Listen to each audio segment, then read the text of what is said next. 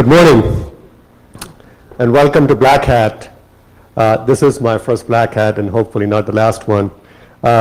It's my pleasure to be here today with you and to welcome you to this conference.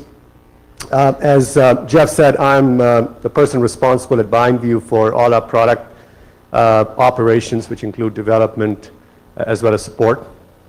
And I invite all of you to visit our booth just around the corner and make sure you walk away understanding what we do, if you will, please.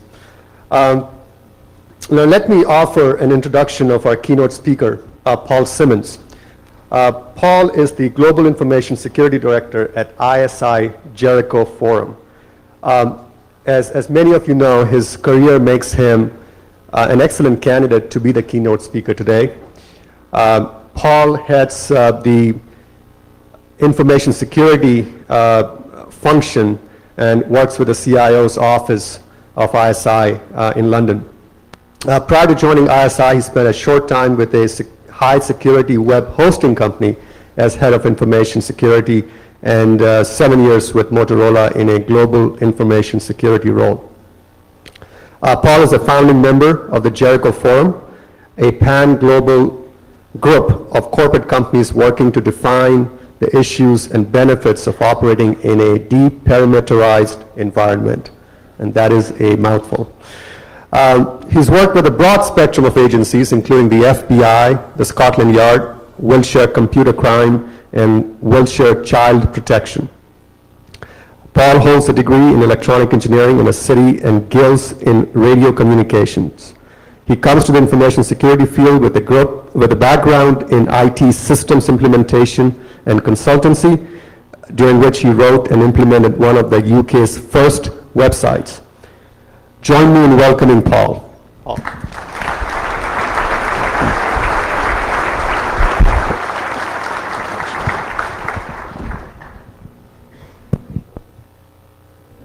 Good morning. Oh, that's terrible. Good morning.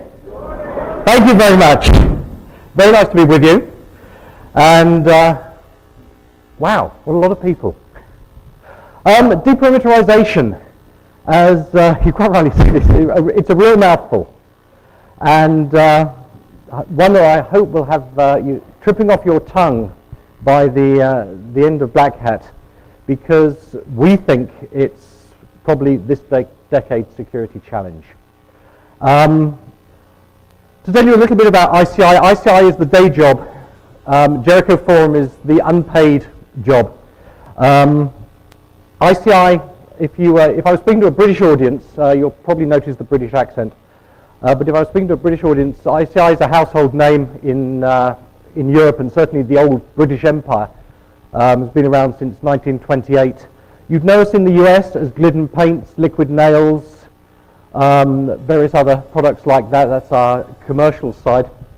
$12 billion turnover. I operate in 335 sites over 55 countries globally and have 36,000 employees. That's just to give you a flavor for where I'm coming from, so you can put that into context with the presentation. That said, there is no "this is ICI" slide in there, so that was it. So what do we face as a problem?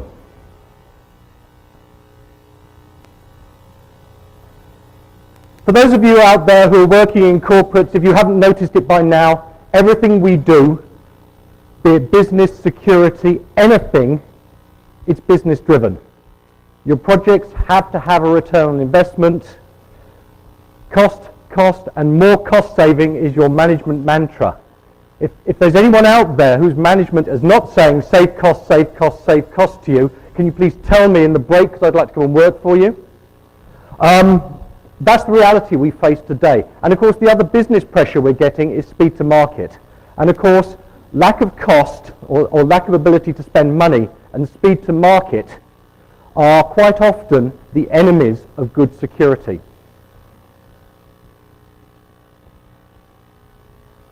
So security, where are we on security? If you haven't noticed it yet, we've lost the war on good security. we let in both port 80 and port 25. That's where all the decent in inverted commas, exploits come from these days. The so-called blended threat, the old M&M model, the hard, crunchy outer shell corporate network, which is protected at its border, and once you get inside is all soft and squishy, and the sweets are in there, the goodies that you actually want to go and get as a hacker. That model that the corporates have been using for the last 10 to 15 years is old hat. It's non-sustainable. The problem is that the corporates out there are in denial. They keep telling their management, we have wonderful firewalls at our perimeter, we're secure. But that's what they're telling the board. That's what they're telling the audit committee. When they're getting audited, Ernst & Young and KPMG and whoever else are coming in and say, how are you managing your border firewalls? And my first question to them is, well, why? Because, as I said before, I have 335 sites. And whereas if I want some information out of ICI, and I go into the London office and say, well, I'm going to give you $10,000 to give me this information, the guy in there will probably say no way and report you. If they go into my operation into Vietnam and say to the IT manager there, I'd just like you to put this black box in your computer room and plug it into your network, please, and I'll give you £10,000. That's 5 years' salary. Temptation is an awful lot different. That's the reality of the problems we face out there in the global economy.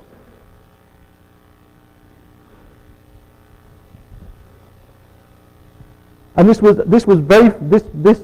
original slide pack, way back in a very early incarnation, was presented as RSA in Amsterdam last year, and that was the Dutch analogy. And I hope you know the story of the little boy who puts his finger in the dike and stays there for a couple of days to stop the dam bursting and Holland getting flooded.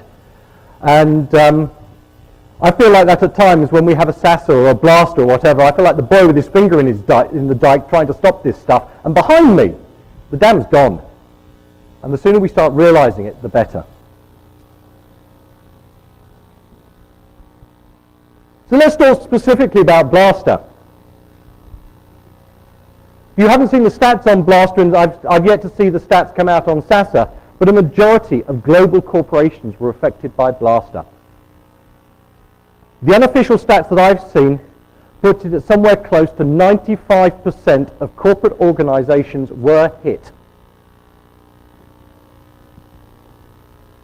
These are a couple of stats that were done for InfoSec, which is the largest European security show, and it's a biannual survey done by the UK government of corporates, businesses and corporates in the UK, telling them what they got hit with last year. And it was released April this year, so it's pretty up to date. The scary one is look at the frequency of the update of their AV software. Now, when you add to it this little bit in the bottom, which says, actually, what those graphs don't tell you, or the pie charts don't tell you, is that 13% of the PCs surveyed had no AV on at all. And this is businesses, this isn't home users. This is responsible businesses. And what that leads you to say is that, realistically, you have to work on the principle that 30% of your computers at any point in time have ineffective antivirus. Now, we can argue about whether it's 3% or 30%. The reality, it doesn't matter. Because when you looked, and when I talk to my opposite numbers, global CISOs out there, and say to them, how do you reckon Blaster or SASA got into your organizations? The one thing they will say is always the same. We reckon someone was connected to the internet with their laptop, they put the lid down to put it into suspend, they walked into the corporation, lifted the lid, and the rest was history. It only takes one computer. So the argument about whether it's 3% or 30% is totally irrelevant. It only takes one computer.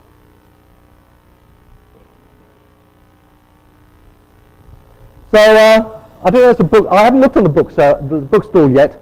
I don't think that one's out there. So, is it so much for the core perimeter? And if you pardon the pun, it's 11 p.m. and do you know where your data is? Being the owner of a 16-year-old daughter. Once upon a time, you know, when I started this game back in the early 90s, things were really simple. We either employed staff or we didn't. And, you know, you gave your staff access and you didn't give the people who weren't staff, they didn't get access to your systems. Now, of course, we employ every variant under the sun, from contractors to temporary staff to consultants on a 2-week semi-permanent contract. It's ridiculous. You go to any corporate, they will have 50 ways of employing people. How do you know whether you give those people access, especially when, like me, you've got 37,000 employees around the world? And of course, once upon a time, we made no external connections, did we? It was a nice little standalone network, and then they said, oh, we'd like to do some emails, so we put an email link in, and then, oh, by the way, we'd like to do the web. Now, of course, you know, we do everything, don't we? We link to the internet, we link to clients, we link to joint ventures, we link to third parties. I have a thing called an external connections database, where theoretically, I say theoretically, yeah, some people know what's coming, don't they? Theoretically, I list every external connection to my corporate network. In reality, I'm a realist.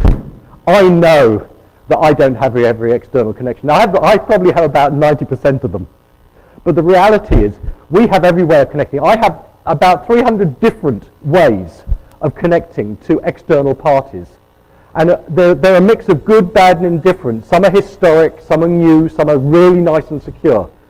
But the reality of the situation is that the further away you get within a corporation of the locus of control, in other words, in our case, London.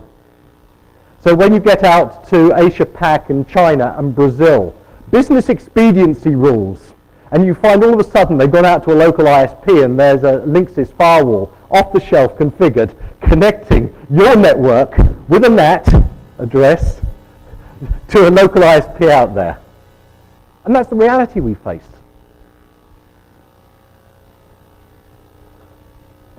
So is it goodbye data security then?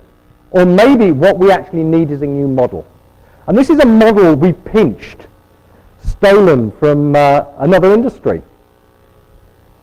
And this is the industry that protects the money at the end of the day. So,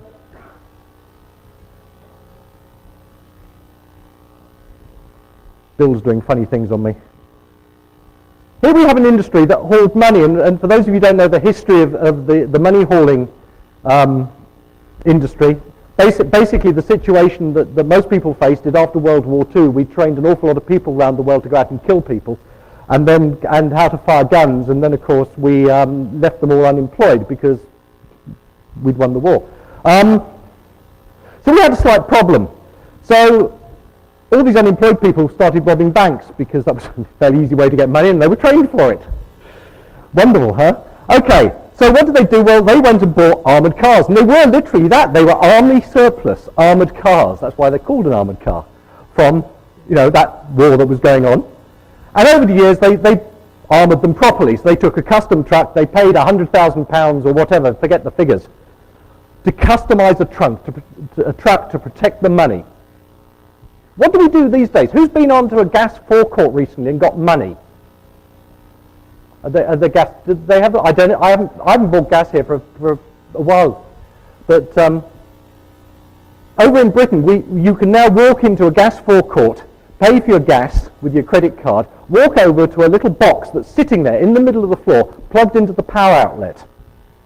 And it will give you money. You put your card in and it spews money out at you. And all it's got is a straight connection to the local power outlet and some kind of internet connection. Why? Because what they've figured out as an industry is what they're trying to protect is not the armoured car, not the people in it. The people in there are briefed. If someone comes to rob you, give them the money. What they're protecting these days is just the money. They take one of these fantastic little containers, and by the way, it's an ICI product, which is why I'm allowed to use the copyright on the photograph, no other reason. They pay £10,000 or a tenth for this wonderful high-tech container, which when you force it open, explodes everywhere with this red dye. It voids the money. All the cashiers around the world are trained that if this thing's covered in dye, you don't accept it. And it covers you with stuff that it takes you about a month to get off. Very nice. So if anyone was you thinking of robbing one of these money machines, don't. It's not worth it. The reality of the situation is that there's an industry that's discovered what they're trying to protect. They're trying to protect the money. What are we as corporates and as companies or even users trying to protect? What we're actually trying to protect is the data on our machines. It's the data that has value. In my case, it's the data that is tied up in my research and development. Some of our products take up to 10 years to come to market. That research, that work, that development is tied up on a computer somewhere in my organization.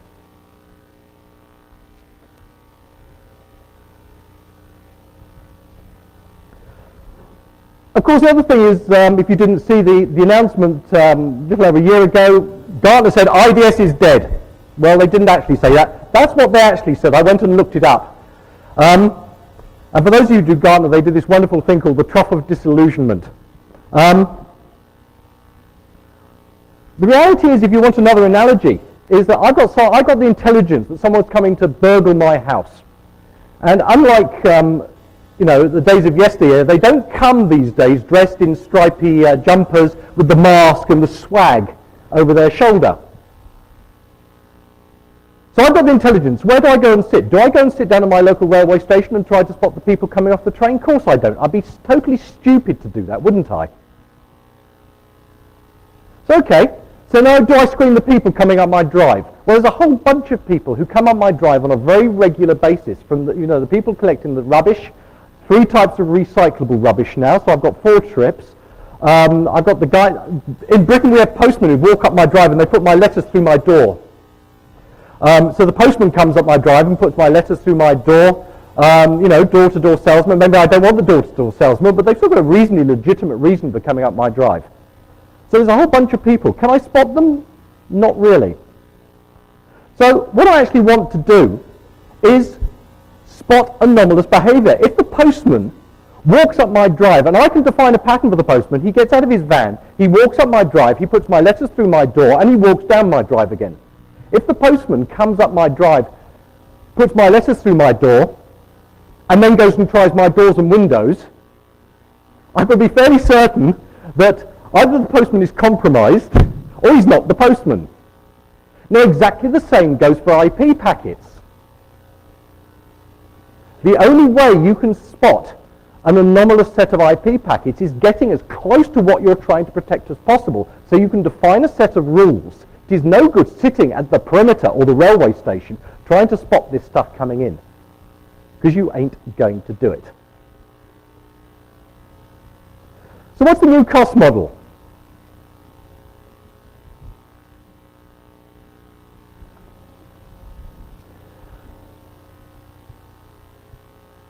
We reckon currently as a corporate, it's probably slightly, this slide's been around since the original slide pack, so this is about a year ago.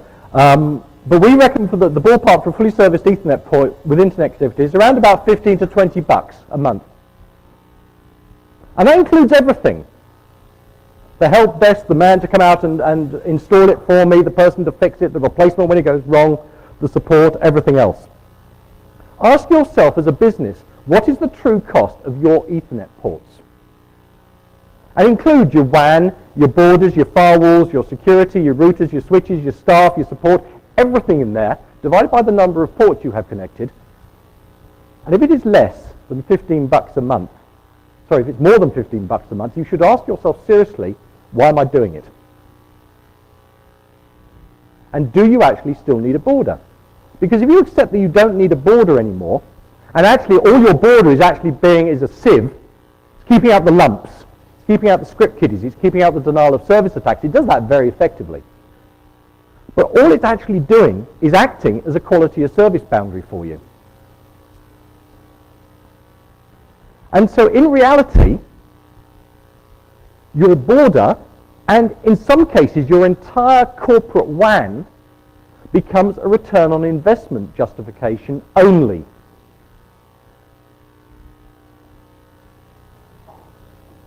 And it's an interesting discussion to have when the security people go out and start talking to the business about the whole secure perimeter as a return on investment justification, because they look at you as if they're mad. But it's an interesting discussion to have, and all of a sudden your business people start looking at you as a true business partner, as opposed to those boys who like to say no. There are also business benefits. We did this exercise with the ICI Paints division, and they brought their global CIOs in for a meeting in London, and we did a half-day workshop with them on this subject of what they could leverage in terms of business environment if they went to a deperimeterized solution. So we looked at what it cost them to put in a traditional sales office, and we saw at the time, this was about 6 months ago, so we were joking about somewhere in the world that probably needed some filler and some paint, and we sort of said, well, what would it take you to put a sales office into Baghdad? And that's what we came up with. And we reckon the time to market, probably for normal parts of the world, anywhere sort of to 6 months, and probably if we wanted to go into Baghdad at the moment with a sales force, it would probably take between 9 months and 12 months to get anything secure in there. Mainly because the CIA won't let you run encrypted lines in the moment for some reason, but there we are. Deperimeterized option. Very simple. You put your people on a plane with their laptops and their encrypted voice over IP phones. You go and buy the equivalent of a fully serviced office with Ethernet on the desk. You don't care whether it's secure or insecure or not, and you go and plug in.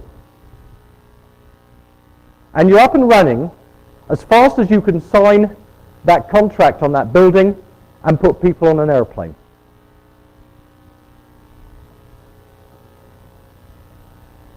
Serious business benefits. So what is deperimeterization not? It's certainly not removing your border security. I wouldn't tell you to go out and do that at the moment. I wouldn't say get rid of your firewalls.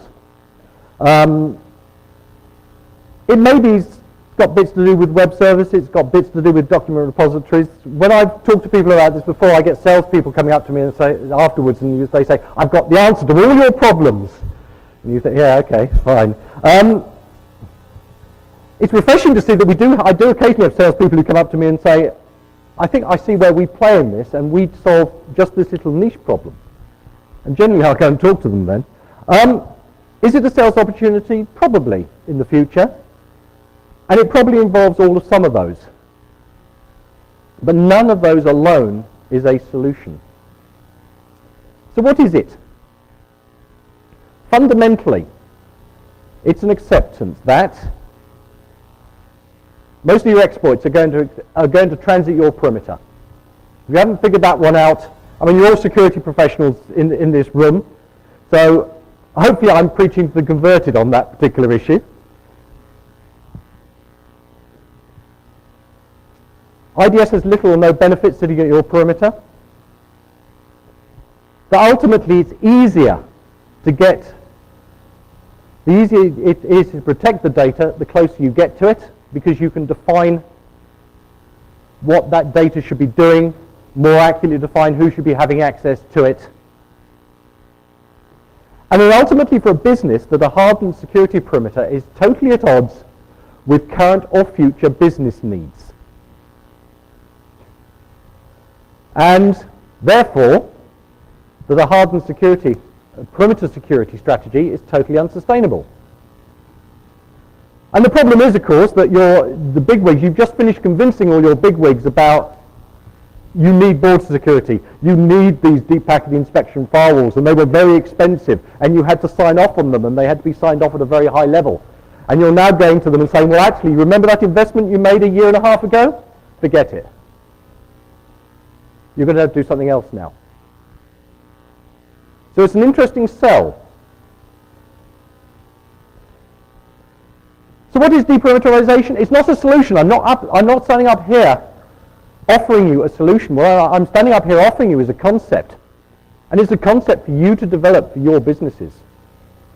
Ultimately, it's how you solve the business needs for your business, and your mileage will vary as you try to implement this, because the way you do business and the way you operate will be different from the way I do business and I operate. But it's how you solve that in a common way such that it's going to interoperate without the hardened perimeter. And more importantly, because you're going to have to go to the board and sell this, you're going to have to go to your CIO and sell this, you're going to have to go to the business and sell this, it's how the businesses leverage the new opportunities that come from operating without a border. Because if you can operate without a border, you can operate without a DMZ, then you open up a whole load of business possibilities. Just imagine you go out, you're told by the board on Monday morning, it's been hush-hush because of all the SEC regulations and everything else, that you've bought this company. Oh, and by the way, we'd like to be doing e-commerce with them and totally integrated by Friday. It happens. I'm sure some of you have been there. I certainly have. The reality of the situation is that your only option is to say at the moment, well, we're going to need to go and analyze what they've got. We're going to have to go and look at, we'll do some temporary connections, but for the time being, they're going to have to come in through our DMZ. We can put in a site-to-site VPN, lease line, whatever, maybe do it over the internet. We'll put some proxy equipment into our DMZ and their DMZ, and probably we'll have you up and running in about 2 to 3 months. And no wonder we have a reputation as an industry for the people who like to say no. The reality is, if you don't have your DMZ there, you don't have your border there, it's very simple. You choose your secure protocol to do business with, and they are out there. Go and look at the protocol for something like AS2, which is what UPS, the delivery people, are using with people like Walmart. So you go and choose your secure, authenticated, repudiatable protocol off the shelf, and you say, here's my IP address, here's your IP address, and they're both inside the core of your business, and here's the protocol we're going to use. You can do it, but not with your current architectures. So ultimately, deperimeterization is all about, it's a set of solutions by which we can interoperate and we can pick and mix from. It is defense in depth. We've talked about defense in depth. The only people really who've done serious defense in depth are the military, because they've had the money to throw at it. Corporates have talked about defense in depth for a long time, but in reality, they've just put in borders.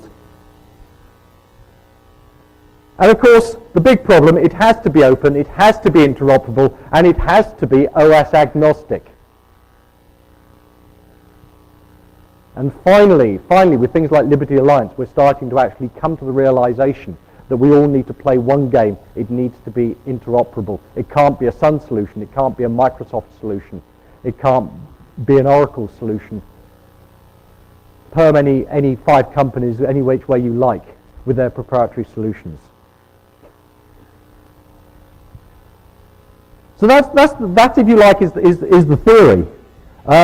How do you get from where we are today to where we need to be tomorrow? And I'm going to talk a little bit about Jericho and Jericho's involvement in all this. And what Jericho has been working to define, and certainly as a place to hang your hat, these 4 phases to deperimeterization. Just so we can discuss the topic more importantly. And I'm going to go into these in just a little bit more detail, so bear with me while I just roll through this slide. Phase 1 is move outside of your perimeter. If you don't need to be inside your core perimeter, why is it there? Get it out. Phase 2 is remove your hardened perimeter if you don't need it. Phase 3 is the ability, if you wish to, as a business, to operate without your hardened perimeter. You might choose not to, but you might want to. And ultimately, phase 4 is the blue sky stuff, is where the banks and the money hauling industry's got to, is actually, let's protect the data. rather than the systems. But that's real blue sky stuff.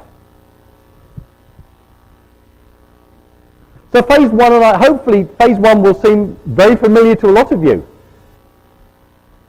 And for anyone who's been sitting there and think, well, this stuff seems to be really difficult, and actually I don't think I really want to go there, I'd like to tell you that I suspect most of you in here are doing phase one now.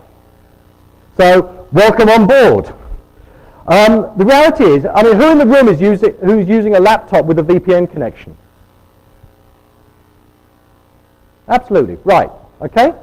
So, you don't need to be inside the corporate perimeter to work. You are connecting in a hotel. It'd be nice to connect in this hotel when I can get the wireless connection, but certainly I can't in my room.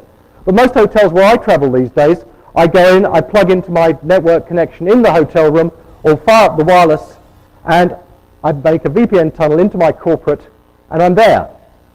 And I'm operating in a deperimeterized environment. I'm operating totally outside my corporate perimeter. Solutions, web services, yeah, lots of hype around those. We use this term internally called lean client, because thin client was a bit of a misnomer. Thin client covered a variety of sins. And so we define thin client as the standalone custom WISE terminal, also known as what we all used to know and love as an X terminal. In other words, it's a custom dedicated display screen with some intelligence in it. And that is thin client. Lean client is a standard Windows or Linux build with a minimal set of components to get you running. In our case, it's Windows, it's Lotus Notes, and it's Internet Explorer and the Office suite. But that's it. None of our 200, 300 bespoke applications loaded on there. Because that's what it costs, that's what costs your business to maintain. And thick client is your traditional thick client with all those applications loaded and everything else and all the headaches you have around supporting it, and the fact that I want to load my latest set of Microsoft security patches this week and next week and the week after and the week after that. And the business is telling me, yes, but you haven't tried this with my 300 line of business applications, and you can't do that for fear you break one. And that isn't sustainable, as we all know. Issues around that? We can only see two issues. That first of all is secure use of non-secure computers, particularly email in internet cafes. For any of you who travel to Moscow, I wouldn't recommend doing email in your internet cafe, because most internet cafes in Moscow are run by the mafia, and most of them have hardware keyboard loggers sitting between the keyboard and your computer. So we do have some issues, but not many. And the other problem is as you move this stuff out, we have a problem with single sign-on. So the more you web host particular applications, and the more you have discrete islands of security within your business, the more you have a problem of, yes, it's another username and password to remember. And we all know what happens when you give people 15 username and passwords. Well, they write them down in their diary or their iPack, or write it on a yellow sticky 3M post-it note. So, but those are the only real issues. Phase two. As we talked about here, the border becomes a quality of service boundary.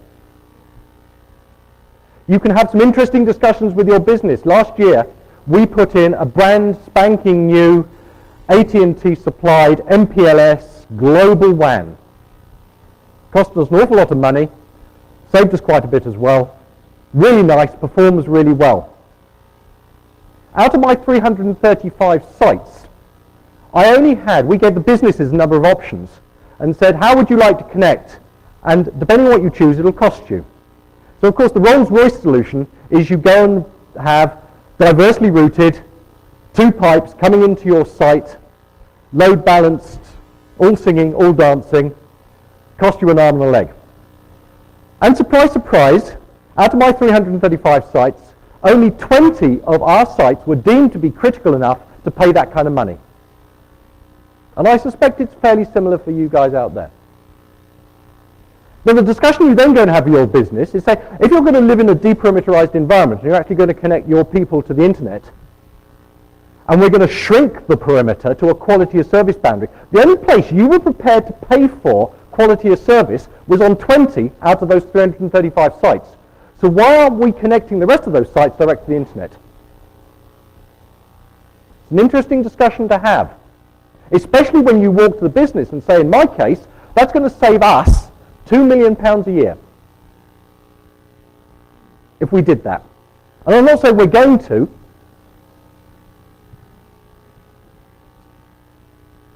Possible solutions. Here's an interesting one. The first one on that list, all corporate network devices only allow encrypted protocols. Someone threw that out as a bit of a joke. And the more the day we went on, and we thought, actually, that's not such a daft idea. Because if you actually changed all your corporate routers just to only allow encrypted protocols, you'd kill all the exploits stone dead. You'd probably kill most of your business traffic stone dead as well as it stands today. But what would it take you to transition your business systems to secure protocols? Especially if you're going towards web services and you deliver them via SSL. Interesting question. Islands of secure data, so as you start to shrink your perimeter, you end up with what someone termed as islands of secure data. Issues with it? Well, as I've just alluded to, availability of systems and OS support for the above. And obviously, because we're now distributing our security, we need to be able to correlate all that security information. And that's a challenge in itself. Phase 3, no perimeter. Here's where you actually need to start doing multiple on-the-fly, authenticated in the background. None of this, I'm making a VPN tunnel from my laptop, and it's going into the corporate, and it's the only connection I'm going to make. It's much more, I'm going to make a connection here, a connection there, I'm going to open it, I'm going to break it, I'm going to run multiple VPN connections from my laptop to wherever I need to get the data from. And it's doing it from my laptop to the system it's trying to talk to, straight through the border. You can't connect. If you're trying to get data out of a system, it's brain dead at the moment. I see the system, I see the folder, I drill right down to it, I can see the data, and only when I say, can I have that file, it says, can't have it. Think about it. It should be the other way round from a security point of view. If there's nothing on that server that I have rights to see, why can I see the server in the first place?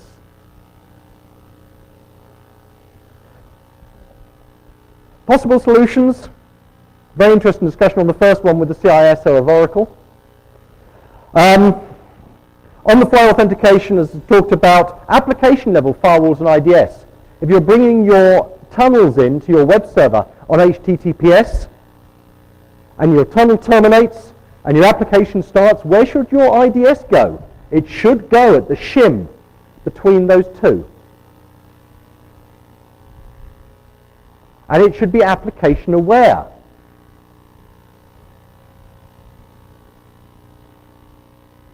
Issues, we're going to have an awful lot of data that we need to classify, and the one thing everyone is lousy at is data classification. We need systems that support data level validation. We need applications that allow granular security. As I said, the Holy Grail.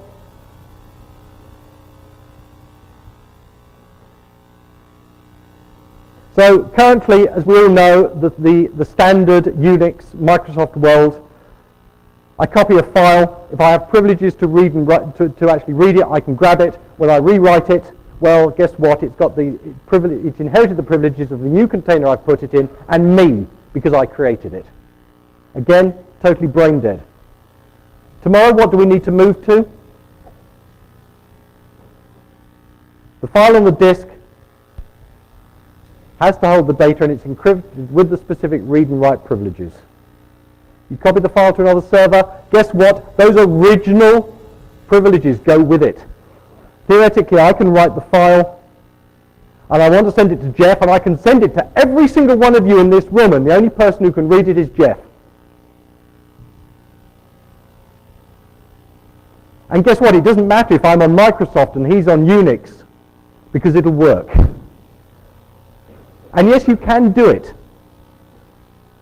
There are companies out there, there are niche companies out there who are doing just that. Big issues, cross-company global authentication. There is work going on out there at the moment on federated identities. It is an all-new application set. It is standards for data classification. I'm sure you can see most of the problems yourself. So can you do this tomorrow? No, in reality you can't. Here's where we think it'll go. Corporates are doing phase 1 today. Corporates are starting to do it phase 2 today. In reality, we're looking at least 2007, 2008 before we get anything decently data level encryption that starts to be workable. So here's some of the issues. And of course, we all know the problem that the last thing we want to be, we're told to deliver solutions. We're all tired of being at the cutting edge because we have to make this stuff work.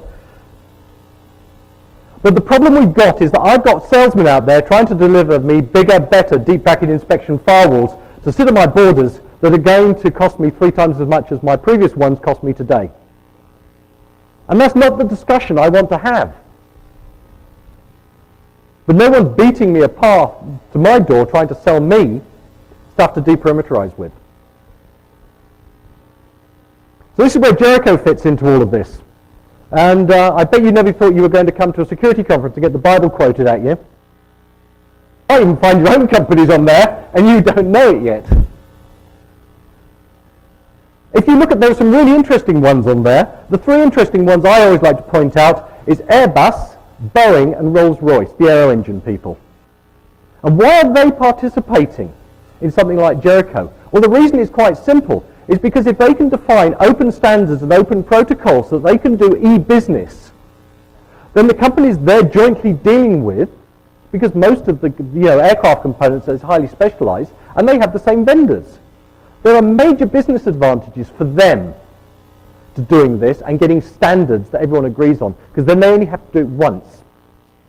Instead of multiple times, multiple bespoke solutions. So where are we on progress? Jericho actually started officially end of January this year. So here's where we are. Gather like-minded corporates and organizations. You've seen the list, we're doing it. We've articulated the problem, you're seeing the slide pack. We put together the framework, the 4 phases for discussion. We've started the industry discussing a problem. Go out and look up deperimeterization, either spelled with an S or a Z, if you're American, in Google, and you will find it. It's a word that we introduced to the computer language. So yes, we are succeeding. I've even seen a checkpoint sales presentation with the deperimeterization word in it. I was trying to work out how they can get deperimeterization and checkpoint border firewalls into the same presentation. But anyway, yes, exactly. The biggest problem that we've got is we're coming from a European perspective. You probably spotted the British accent. A lot of the companies on that original list were British and European. But we're all global players in some aspect. So the perception that was leveled against us, that we were a European-centric organization, I think if you look at the list now, it's not the case. We are engaging heavily with some major US companies involved on that list, and more are joining us daily. We've been out talking with Howard and his CSO Interchange, and out there presenting in San Francisco about 6 weeks back.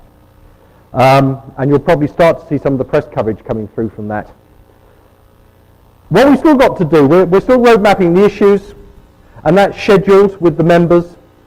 We need to formally produce white papers, which is scheduled for September, and then start formally engaging the vendors, because you won't see any vendors on that list, very deliberately, because what comes out of Jericho can't be tainted with Microsoft or Sun or Cisco or anything else, because we've all seen in the standards body what goes wrong when the vendors get heavily involved and throw $500,000 at the problem.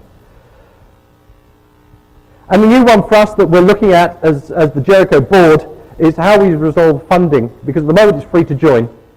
As a corporate, all we ask is that your CISO signs up to it on behalf of the company. We resolve the funding problem to make sure that progress doesn't stagnate. So in closing, the Jericho challenge, and this is my challenge to you, is ultimately it's up to all of us. Me, you, all of us in this room, everyone who's a security professional. Stop designing insecure systems. It is as simple as that. You have to design systems to operate without a firewall. I went and talked to the Royal Bank of Scotland. And the introduction was made by a guy who used to be my number 2 when I was at the high security web hosting company. And he sat there in the middle of this meeting and he said, "Paul, I remember what you told me when we used to work together." I thought, oh, no, what's he going to say? And he said, you have to design a system such that if the firewall fails, it is still inherently secure. What are we doing at the moment? We're taking Microsoft out of the box with all its ports open, and we're putting a firewall in front of it to cover a multitude of sins. And it ain't acceptable.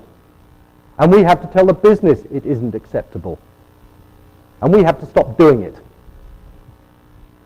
We have to design in the security from ground up. We can't paper over the cracks. We have to go out and demand secure, authenticated protocols to do our business on a day-to-day basis. And you only open the ports that support them, and you disable everything else on the box. Not at the firewall, on the box. And when your business says, oh, we're just going to do this high-volume transaction using FTP, you have to say no.